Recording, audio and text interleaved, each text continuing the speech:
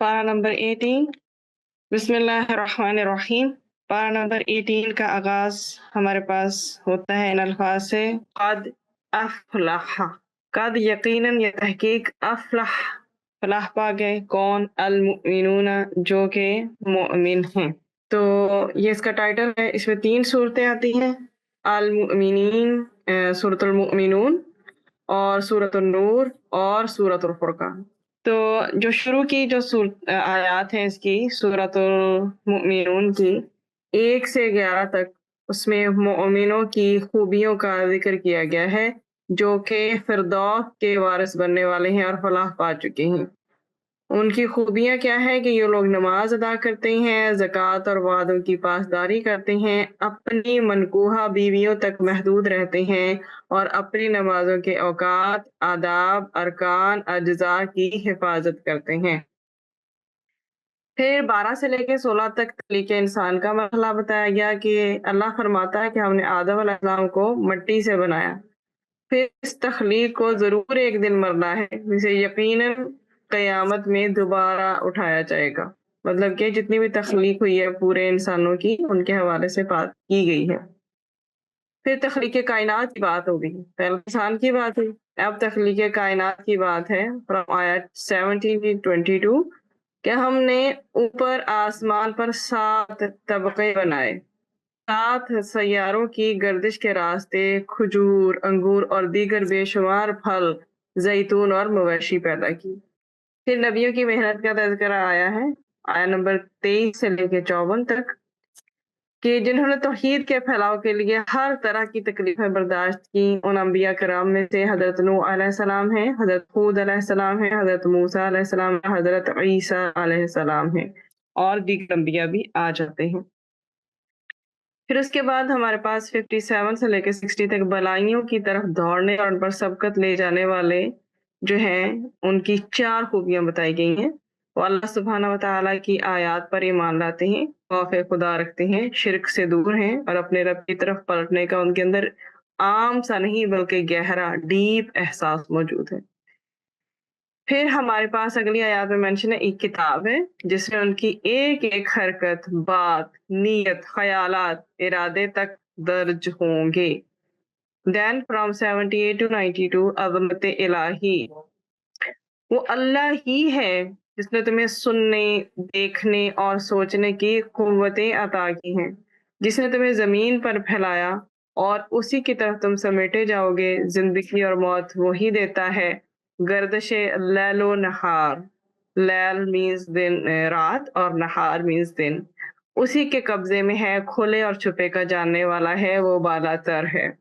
Then from 101 to 115 भारी पलड़े होंगे जिनके, भारी तो किस चीज से भारी होंगे, यानी नेकियां ज्यादा होंगी, वो जन्नत में जाएंगे, फलाह पाएंगे। हल्के पलड़े वाले, जिनके पलड़े हल्के होंगे यानी नेकियां कम और बुराइयां ज्यादा होंगी, वो दोजख में जाएंगे, घाटे में रहेंगे। अल्लाहुम्मा अजिरना मिनन नार, और हम अल्लाह से मांगते हैं वो जन्नत जिसका फिरदौस का अल्लाह ताला ने वादा किया है, किससे, कद अफलहल मुमिनून से। अल्लाह ताला पहली बात है कि हमें उनमें बनाए, और दूसरी बात यह कि अल्लाह ताला हमें जन्नत फिरदौस का वारिस बनाए। अल्लाह ताला बगैर हिसाब और किताब हमें जन्नत में शामिल फरमा दे, आमीन। उसके बाद गैर अल्लाह को पुकारने की मजम्मत है कि अल्लाह ताला यकीनन बाला है, वो बरतर है बढ़ के हर एक से। बादशाही हकीकी अगर है तो सिर्फ वो है, उसके सिवा कोई खुदा नहीं जो मालिक हो अर्श का। और जो कोई गैर अल्लाह को पुकारे तो उसके लिए अपने इस फेल के हक में कोई दलील नहीं है, बेसलेस बातें करते हैं वो। देन इफ वी स्टडी सूरत नूर, तो हमें इसमें मुसलमानों की माशरती जिंदगी के लिए अहकामात मिलते हैं। जना की सजा बताई गई कि जानी मर्द और जानी औरत दोनों में से हर एक को 100 कोड़े मारे जाएंगे। अगर यही जुर्म शादीशुदा लोग करें तो उन्हें संसार कर दिया जाएगा। क्यों? ऑलरेडी वो इस फेज को टच कर चुके हैं, वो ऑलरेडी मैरिड हैं। अब उन्हें क्या चीज मतलूब है जो वो हराम की तरफ जा रही है? पहले जानी मर्द और जानी औरत को टारगेट किया गया, उनका बताया गया कि उनकी सजा क्या है। फिर उसके बाद जो शादीशुदा मैरिड हैं, अगर वो ये हरकत करेंगे तो उनकी सजा बताई गई। پھر تہمت لگانے کی بات آئی کہ جو لوگ پاک دامن عورتوں پر تہمت لگاتے ہیں اور پھر 4 گواہ اپنے بیان کے حق میں پیش نہیں کر سکتے تو ایسے لوگوں کو 80 کوڑے مارے جائیں گے۔ پھر بد کرداری آ جاتی ہے کہ جب مرد بیوی پر الزام لگائے تو وہ 4 گواہوں کے بجائے 4 قسمیں کھائے بائے انسان، اور 5ویں قسم یہ اٹھائے کہ اگر وہ جھوٹا ہو تو اس پر اللہ کی لعنت ہو۔ ہمارے معاشرے میں یہ رولز، یہ قواعد، یہ رولز اور ریگولیشنز ایسے ہی اپلائی ہو نا جیسے کہ قرآن بتا رہا ہے، ایک برائی نہ بچے۔ اللہ تعالیٰ ہمارے معاشرے میں ایسے ایماندار حکمران ہمیں عطا فرمائے جو کہ اسلامی شریعت کو لے کے چلنے والے ہوں، انشاءاللہ آمین۔ پھر فحاشی کی روک تھام، سب سے پہلی بات یہ کہ جب نماز کا ایک انسان ریگولر ہوگا وہ بے حیائی، برائی، فحاشی سے آٹومیٹکلی بچے گا، اللہ کا وعدہ ہے۔ پھر روک تھام کے لیے بتایا گیا کہ فحاشی پھیلانے والے دنیا و آخرت میں دردناک عذاب کے مستحق ہیں، اور اس کے پھر بہت سارے فیکٹرز ہیں، اگر ہم نظر دوڑائیں بہت سارے فیکٹرز ہیں جو فحاشی پھیلاتے ہیں۔ آپ ایک سمپلی ایڈورٹیزمنٹ کوئی دیکھ لیں، چاہے وہ ٹی وی پہ ہو رہی ہو یا پھر وہ بینرز کے تھرو ہو رہی ہو، آپ کے سامنے بڑے بڑے بینرز لگے ہوتے ہیں چلتے پھرتے روڈز کے اوپر، کیا دکھایا جا رہا؟ عورت کے ہی کپڑے کم کر دیے گئے ہیں، آدمی کے تو پورے ہوتے ہیں۔ وین ایور یو سی، تو ٹیمپٹ کرتے ہیں لوگوں کو، ان کی مینٹالٹی کو۔ اخبار ہے تو وہاں پر بھی ایسی خبریں اور اسی طرح کی جو ہے امیجز ہوتے ہیں۔ تو جو بھی فحاشی پھیلا رہی ہیں کسی بھی طرح سے، یہ تو میں نے کچھ جسٹ کارنرز کو پکڑا ہے، اگر اس میں تو بہت وسیع پیمانہ ہے اس برائی کا بھی، تو ان کی سزا کیا ہے، دنیا میں بھی اور آخرت میں، دونوں میں دردناک عذاب کے مستحق ہوں گے۔ پھر جو بھی اس چیز میں آتا ہے اسے بچنے کی ضرورت ہے، ایک عام انسان کو بھی اور اس سے بڑھ کے پھر اعلیٰ لیول تک جاتے ہیں۔ بلا اجازت داخلہ، فرام 27 to 29 یہ ہمیں بتاتی ہے کہ مومنین کے اپنے گھروں کے سوا کسی گھر میں جب انہوں نے جانا ہے تو بغیر اجازت داخل نہیں ہونا۔ پھر نظروں کی حفاظت ہے کہ اللہ فرماتا ہے اے نبی، مومن مردوں سے کہو کہ اپنی نظریں بچا کر رکھیں، اپنی شرمگاہوں کی حفاظت کریں۔ مومن عورتیں اپنا بناؤ سنگار نہ دکھائیں سوائے اس کے جو ظاہر ہو جائے، اور اپنے سینوں پر اپنی اوڑھنیوں کے آنچر ڈالے رہیں۔ پھر مجرد شادی کریں۔ یہ آیت کیا بتا رہی ہے کہ تم میں سے جو مجرد ہیں ان کے نکاح کر دو، جو اکیلے ہیں اور بالغ ہو چکے ہیں ان کے نکاح کر دو، اگر وہ غریب ہیں تو اللہ اپنے فضل سے ان کو غنی کر دے گا۔ اس چیز کی ٹینشن نہ لیں کہ رزق کدھر سے آئے گا، رزق کا وعدہ اللہ نے کیا ہوا ہے۔ چاہے اولاد آنی ہے دنیا میں تو رزق کی ٹینشن نہ لیں، اور چاہے ایک پرسن ایز اے ویڈنگ آپ کے پاس آ رہا ہے، شادی ہونے کے بعد آ رہا ہے، تو بھی اس کی ٹینشن نہ لیں، غنی اللہ نے کرنا ہے، ہو سکتا ہے اس کے آنے سے برکتیں مزید بڑھ جائیں۔ پھر آیا نمبر 35، اللہ نور ہے کائنات کا، اللہ نور کائنات ہے۔ کائنات ایک طاق ہے جس کے اندر اللہ کا نور ایک چراغ کی مانند ایک فانوس میں روشن ہے۔ اللہ نور کائنات ہے، کائنات ایک طاق ہے جس کے اندر اللہ کا نور ایک چراغ کی مانند ایک فانوس میں روشن ہے۔ فانوس وہ پردہ ہے جس میں حق تعالی نے اپنے آپ کو چھپا رکھا ہے۔ نگاہ خلق اس کو دیکھنے سے عاجز ہے، اللہ اپنے نور سے جسے چاہتا ہے ہدایت و رہنمائی فراہم کرتا ہے۔ تو جب اصل سورس ہی اللہ ہے تو ہمیں پھر ہدایت، علم اور روشنی صرف اللہ سے ہی ملتی ہے، تو ہمیں اسی سے مانگنی چاہیے۔ پھر ہدایت ہر ایک کے لیے، کسی کے لیے اسپیسیفائی نہیں کر دی گئی کہ اس کے لیے ہے تو اس کے لیے نہیں۔ یہ وہ روشنی ہے جو ہر جگہ موجود ہے، لیکن وہی لوگ اس سے فائدہ اٹھاتے ہیں جو اسے حاصل کرنے کی کوشش کرتے ہیں۔ پھر اگر خالص ایمان کی بات کی جائے تو خالص ایمان روشنی کی طرح چمکتا ہے، اٹ شائنز، گلٹر کرتا ہے۔ اگر دل صاف اور اخلاص والا ہو تو اللہ کی ہدایت اسے مکمل روشنی عطا کرتی ہے۔ اللہ تعالیٰ ہمیں ایسا دل بھی ہمارا صاف کر دے، ہمیں ایسا جو اخلاص ہے وہ بھی عطا فرمائے، اور اللہ کی ہدایت ہمیں منور بھی کر دے۔ پھر اللہ تعالیٰ ہمیں قرآن میں ایسی مثالیں دیتا ہے جو بہت ایزی ہوتی ہیں، جیسے یہ آیت نور ہے ہمارے پاس، تاکہ ہم آسانی سے سمجھ سکیں اور پھر اس پر عمل کر سکیں۔ اور جیسے ہدایت کی روشنی کیسے پھیلتی ہے، جیسے چراغ دوسروں کو اب خود جل رہا ہوتا ہے لیکن اجالا تو ہر طرف ہو رہا ہوتا ہے نا. تو یہ آیت بیسیکلی آیت نور ہے. یہ کیا بیان کرتی ہے؟ اللہ کے نور کو، بلکہ ہمارے دلوں کو بھی روشنی سے بھر دیتی ہے. اگر ہم اللہ کے قریب آ جائیں تو یقیناً وہ ہمارے دلوں کو نور ہدایت سے منور کر دے گا. پھر سورۃ الفرقان ہے. اس میں بابرکت ہے وہ ذات جس نے اپنے بندے پر فرقان یعنی قرآن مجید، فرقان مینس جو کہ فرق کرنے والی ہے حق اور باطل کے درمیان، قرآن مجید نازل کیا تاکہ وہ دنیا والوں کو اللہ کے عذاب سے ڈرائیں. پھر منکرین آخرت کی آیات ہے کہ اصل بات یہ ہے کہ یہ لوگ روز آخرت کے انکاری ہیں، اور ایسے لوگ جو ہیں ان کے لیے بھڑکتی ہوئی آگ تیار کی گئی ہے. تو محاسبہ کرنے کی بات ہے. آیا نمبر 17 سے 19 تک. اس روز جزا اللہ ان منکرین کو، ان کے معبودوں کو جن کو مختلف قومیں معبود بناتی رہی ہیں، ان کو اکٹھا کر کے ان کا محاسبہ کرے گا.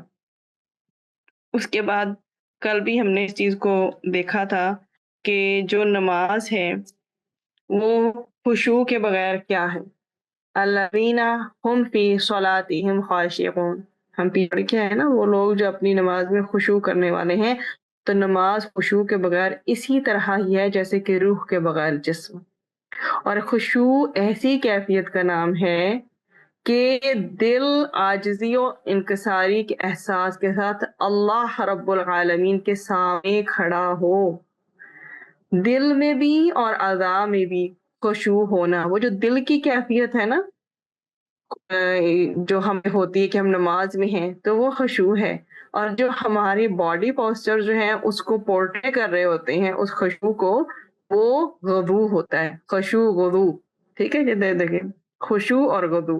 خشوع دل کی کیفیت ہے، اور غضو جو ہمارے باڈی آرگنز اس نماز کو ادا کرتے ہوئے اس احترام کے ساتھ ہو، اس عاجزی اور انکساری کے احساس کے ساتھ ہو کہ کھڑے کس کے سامنے ہیں، جو رب ہے پوری کائنات کا. تو جو بھی خشوع غضو سے نماز ادا کرے گا، کنسنٹریشن سے، فوکس سے ادا کرے گا، تو اللہ تعالیٰ کا وعدہ ہے اس سے پھر نماز کا اجر خشوع کے حساب سے ملتا ہے. پھر جنت کو واجب کرنے والا عمل کیا ہے؟ نماز کو خشوع سے ادا کرنا. اور امت سے المیہ یہ ہے کہ اللہ تعالیٰ نے کیا فرمایا کہ امت سے خشوع جو ہے وہ اٹھا دیا جائے گا. نبی کریم صلی اللہ علیہ وآلہ وسلم نے فرمایا اس امت سے سب سے پہلے خشوع اٹھا لیا جائے گا، حتیٰ کہ ان میں تمہیں ایک بھی خشوع کرنے والا آدمی نظر نہ آئے. اللہ تعالیٰ ہمارے دلوں میں اس کو برقرار رکھے. پھر کیسے پیدا کیا جائے؟ یہ یاد رکھنا کہ نماز نفس کے ساتھ ایک معرکہ ہے. آپ نے اعوذ باللہ پڑھی، جو بھی آپ نے موعظتین وغیرہ پڑھے پہلے، اور آپ نے شیطان سے پناہ حاصل کر لی کہ اب شیطان مجھے ڈسٹرب نہیں کرے گا، پر اپنا نفس، اس کی سوچیں سٹل گھیرا ڈالے ہوئے ہیں. اس وقت کیا آپ حالت جنگ میں ہیں کہ آپ نے نماز ادا کرنی ہے، تو اس وقت آپ کی سوچیں آپ کو اوور ویلمنگ نہ کر دیں. تو کیا انسان نے اپنے آپ کو شعور دلانا ہے نماز کے یہ لمحات سب سے پریشیس ہیں، قیمتی ہیں. مجھے اپنے ذہن کو بھٹکنے نہیں دینا، کنٹرول کرنا ہے سوچوں کو، اپنے نفس کو بار بار سکون کی طرف لے کے آنا. اور اس میں یہاں تک نماز میں الاؤڈ ہے کہ اعوذ باللہ السمیع العلیم من الشیطان الرجیم من حمزہ ونفخہ ونفثہ. یہ پڑھ کے 3 بار ڈیورنگ صلاح بھی لیفٹ سائڈ پہ پھونک ماری جا سکتی ہے تاکہ نماز میں فوکس برقرار رہے. پھر اللہ کی قدرت کو سوچیں. اگر سٹل ہمارے دماغ میں نہیں آ رہا تو سوچیں ہم ہیں کون. ایک اتنے کروڑوں اربوں خربوں کی دنیا، اس میں میرا ایک گھر، چھوٹی سی میں، اور میں آگے سے اللہ کے حضور کھڑی ہوں. میری ہے کیا، میری اوقات کیا ہے کہ جس زمین پر میں سجدہ کرتی ہوں 7 ہڈیوں کے ساتھ، اسی زمین کو ایک دن کھلنا ہے اور میں نے اس کے اندر جانا ہے. جب ہمیں یہ خیال ہوگا کہ یہ نماز میری زندگی کی کہیں آخری نماز نہ ہو، تو ہو کیسے سکتا ہے کہ نماز میں فوکس نہ ہو. پھر اپنے نفس کو یاد دلانا کہ کس سے سرگوشی کر رہی ہیں. کوئی عام ذات نہیں ہے، وہ اللہ سبحانہ و تعالی ہے، خالق کل کائنات ہے، اس سے کر رہے ہیں ہم سرگوشیاں. پھر سورۃ الفاتحہ کی ہر آیت کے بعد اللہ کے جواب کو ذہن میں رکھیں تو بھی خشوع بڑھ جاتا ہے. کیا تمہیں معلوم نہیں کہ جب تم کہتے ہو الحمدللہ رب العالمین، تو اللہ تعالیٰ 7 آسمانوں Imagine from 7 skies above. اوپر سے فرماتا ہے میرے بندے نے میری حمد کی. جب تم کہتے ہو الرحمن الرحیم تو اللہ فرماتا ہے میرے بندے نے میری ثنا کی. جب تم کہتے ہو مالک یوم الدین تو اللہ فرماتا ہے میرے بندے نے میری بزرگی بیان کی. یہ سب حق ہے. کیا تم نہیں جانتے کہ جب تم کہتے ہو ایاک نعبد و ایاک نستعین تو اللہ فرماتا ہے یہ میرے اور میرے بندے کے درمیان نصف نصف ہے. کیا تم نہیں جانتے کہ جب تم کہتے ہو اہدنا الصراط المستقیم تو اللہ فرماتا ہے یہ میرے بندے کے لیے ہے, میں نے اسے دے دیا جو اس نے مانگا. کیا تم اس سے زیادہ کوئی خیر پا سکتے ہو؟ یقیناً ہدایت سے بڑھ کے کسی چیز میں خیر موجود نہیں ہے. سب سے زیادہ اگر کوئی خیر یا ہماری زندگی کی اسینشل نیڈ ہے تو وہ ہدایت ہے. پھر اس کے بعد یہ مینشن کر دیا گیا کہ لا تدخلوا بیوتن, نہیں تم داخل ہو گھروں میں غیر بیوتکم.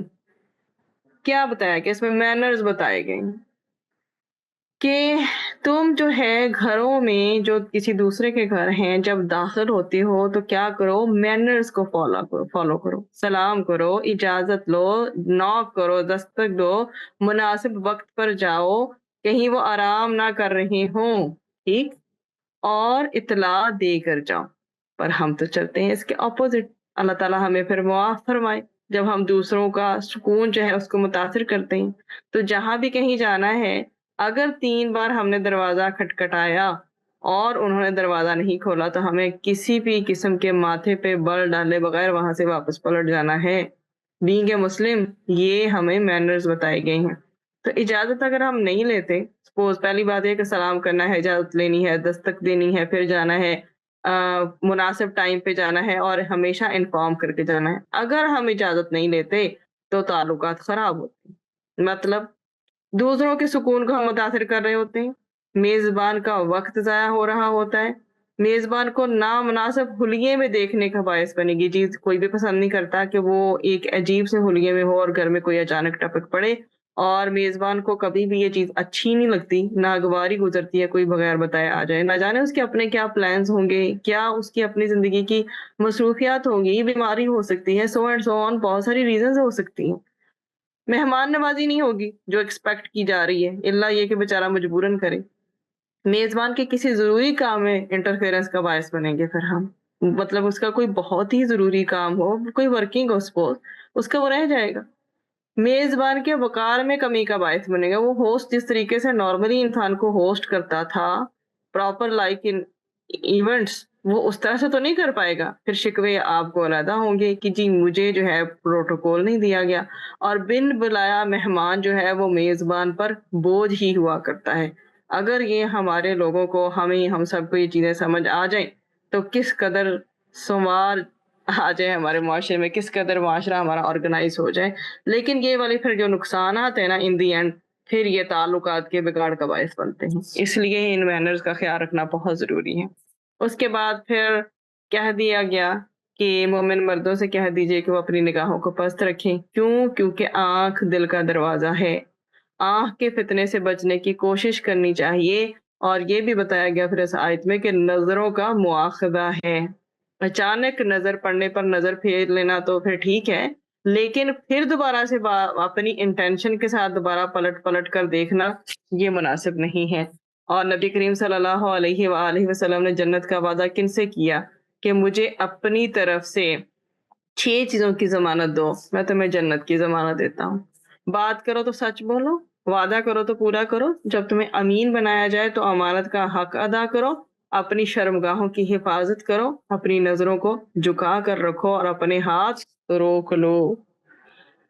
پھر اس کے بعد یہ آپ کے سامنے ہمارے معاشرے کی اس وقت سب سے بڑی پرابلم, رشتہ آتا ہے وقت پر نکاح نہیں کیا جاتا. نہ جانے کون سی آئیڈیل پیئرنگ کے چکر میں ہوتے ہیں.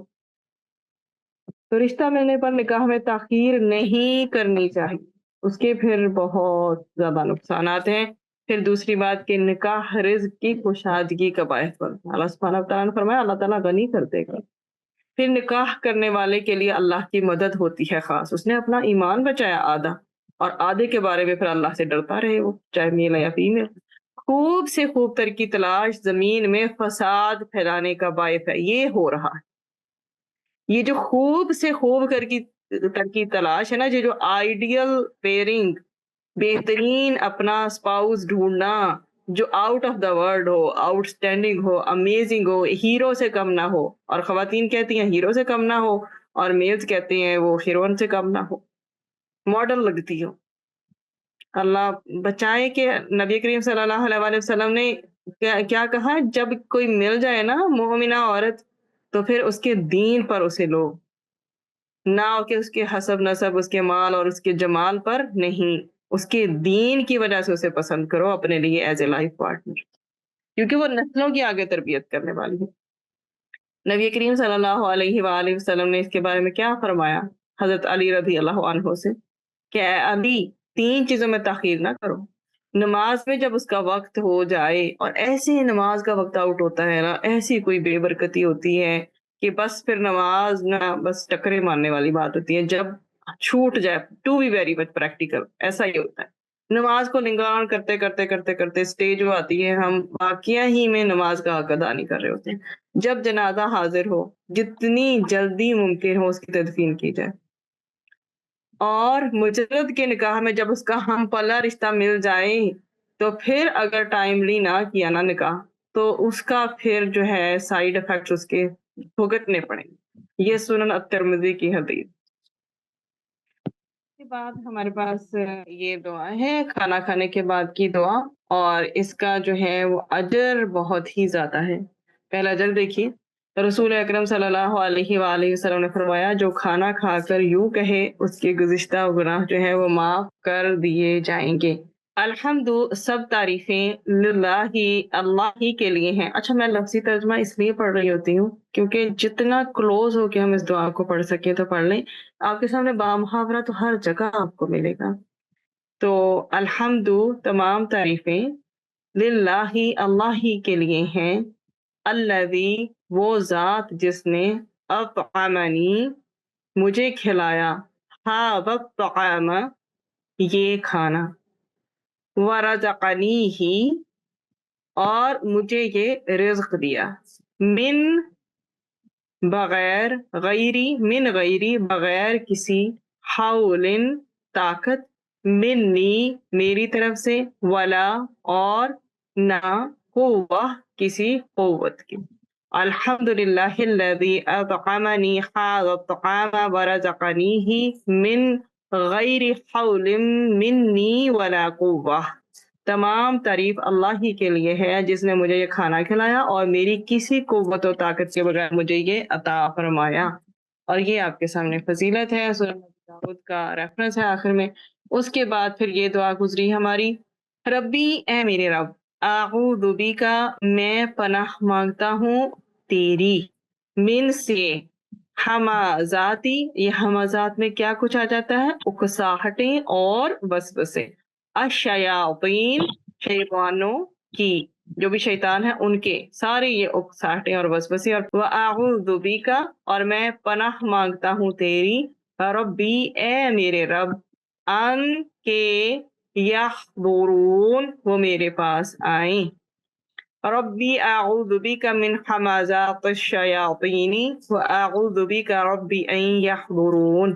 اے میرے رب، میں شیاطین کی اکساہٹوں سے تیری پناہ مانگتا ہوں، اور میں تیری پناہ مانگتا ہوں اے میرے رب کہ وہ میرے پاس بھی آئیں. تو کس قدر پاورفل ہے یہ دعا. جب بھی لگے کہ خشوع برقرار نہیں ہے، اس دعا کو ضرور مانگنا چاہیے.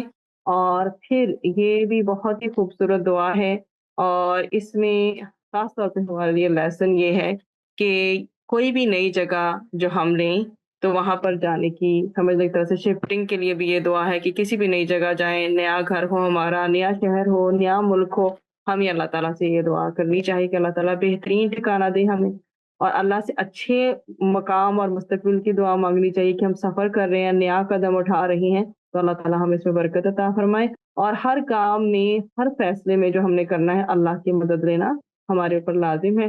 تو اس دعا کو دیکھ لیتے ہیں. ربی اے میرے رب، انزلنی مجھے اتار، منزلن اتارنے کی جگہ، مبارکن برکت والی، وانت اور تو خیرو بہترین ہے، المنزلین اتارنے والوں میں. اے میرے رب مجھے برکت والی جگہ اتار اور تو اتارنے والوں میں سے بہترین ہے. ربی انزلنی منزلن مبارکن وانت خیر المنزلین. آمین. پھر ہمارے پاس اس پارے کے ہائی لائٹس ہیں کہ نماز کی روح اگر کسی چیز میں پوشیدہ ہے تو وہ خشوع ہے. خشوع ایسا ہے جو جنت کو واجب کرنے والا عمل ہے. خشوع اسی وقت آتا ہے جب لغویات سے بچیں. اچھا، لغو میں ہر وہ چیز آتی ہے جو بیکار ہو، بے مقصد ہو، جو ہمیں اللہ سے سمجھنے دور کر رہی ہے. تو پھر اس دائرے میں ذرا کھینچیں کہ کیا کیا چیز آئے گی. جب اسے بچ جائیں گے نا لاہو اور لغو سے، پھر خشوع آٹومیٹکلی آئے گا. تو اللہ کی نافرمانی کے کاموں سے ہمیں بچنا ہے، کیونکہ اگر آپ گناہ کر کے نماز کی طرف جا رہے ہیں تو نماز میں خشوع آ ہی نہیں سکتا. اس کے اپوزٹ پہ اگر آپ کوئی 100 بار استغفار پڑھ لیں نا، آپ اللہ کے سامنے شرمندہ ہو کہ میرے سے گناہ ہوا ہے زندگی میں، اس کے بعد نماز پڑھیں تو بالکل اس کے اپوزٹ امپیکٹ ہوگا کہ نماز میں دل لگے گا. تو آپ کا سارا دھیان پچھلے واقعے کی طرف ہی رہے گا جب گناہ کر لیا. اگر کسی سے لڑائی جھگڑا کر کے آئے ہیں یا گالی گلوچ کر کے آئے تو وہی ذہن میں چیزیں آئیں گی، پھر اللہ کی طرف دل نہیں لگے گا. تو یہ وہ چیزیں ہیں. جنگ و جدل ویسے بھی بحث و مباحثہ برکت ختم کر دیتا ہے، گھر میں سے بھی اور ہمارے ریلیشن شپ میں سے بھی. تو جس قدر ممکن ہو کم بولا جائے، ہمیشہ تول کر بولیں، اور جو بولیں وہ ہمیشہ سچ ہو. گناہ چاہے چھوٹے ہی کیوں نہ ہو لیکن ان کے بارے میں بہت محتاط رہنے کی ضرورت ہے. کہ چھوٹے چھوٹے جیسے قطرہ قطرہ دریا بنتا ہے نا، تو چھوٹے چھوٹے گناہ مل کر نہ جانے کیا سے کیا سچویشن کریٹ کر دیں گے. تو انسان نیک کام کر کے کبھی تکبر نہ کرے، بس اللہ سے ہمیشہ نیک کام کرنے کے بعد بھی ڈر ڈر کے دعائیں مانگتا رہے کہ یا اللہ قبول کر لے اس کو. پھر قیامت کے دن ہمارے اعمال بھی بولیں گے. ہماری زبان اس وقت بولے نہ بولے، باقی سارے باڈی آرگنز بولیں گے، اور ہمارے اعمال بھی. تو امانت اور عہد کی پابندی کرنی چاہیے، خواہ دین کا معاملہ ہو یا دنیا کا معاملہ ہو. اب اس میں امانت کو بھی ہمیشہ ذہن میں رکھنا ہے اور وعدے کو بھی رکھنا ہے، چاہے دینی لحاظ سے یہ معاملہ ہو چاہے دنیاوی لحاظ سے. اور نماز کا اجر خشوع کے مطابق ملتا ہے. تو اللہ تعالیٰ ہماری نمازوں کو خشوع کے جو ہے نا خشوع کی دولت سے مالا مال کرتے ہیں انشاءاللہ. کامیابی پانے والے وہ ہیں جو رب سے ڈرتے ہیں. اللہ تعالیٰ ہمیں اپنا تقوی نصیب فرمائے ہر لمحہ ہر پل. زبان کی احتیاط بہت ضروری ہے. انسان ایک ایسا کلمہ نکالتا ہے جس کی وجہ سے بہت دور جہنم میں جا گرتا ہے. اللہم اجرنا من النار. آمین. عاجزی کی وجہ سے انسان کی شان اور مرتبہ کم نہیں ہوتا. اللہ تعالیٰ وہ مرتبہ اور شان خود دے دیں گے جو انسان کم کرنے پہ تلے. اللہ بہت بڑا ہے. وَتُعِزُّ مَن تَشَاءُ وَتُذِلُّ مَن تَشَاءُ. رزق حلال کمانا بھی عبادت ہے. جب حلال ہی رزق اندر جائے گا اور حرام نہیں جائے گا تو پھر عبادتیں بھی قبول ہوں گی. ہمارا دین ہمارے حسب نسب کی حفاظت کرتا ہے، اس لیے زنا کو حرام قرار دیا گیا. اب زنا کو حرام اس لیے قرار دیا گیا کہ جب ایک نسل ہی آگے ناجائز جنم لے گی پھر اس کا امپیکٹ کہاں کہاں تک ہوگا. اس لیے ہمارا دین خاص الخاص حسب نسب کی حفاظت کرتا ہے، اسی لیے تو نکاح کو لازم قرار دیا گیا. پھر آگے بچے کو چاہے لے کر ہی کیوں نہ پالنا ہو کسی سے، تب بھی ضروری ہے کہ اس بچے کے اصلی پیرنٹس کا نام لکھا جائے، اور جس نے لیا ہے اڈاپٹ کیا ہے وہ گارڈین میں نام لکھے. اللہ سبحانہ وتعالیٰ کو بے حیائی بالکل پسند نہیں. اللہ تعالیٰ ہمیں ہمیشہ حیا کی دولت سے مالا مال رکھے. اللہ تعالیٰ ہمیں ایسی حیا عطا کرے جو ہماری خوبصورتی اور ہماری نرمی میں اضافہ فرما دے. اللہ تعالیٰ ہمیں، ہماری نسلوں کو، ہماری اولادوں کو با حیا بنائے، خشوع و خضوع والا بنائے. آمین.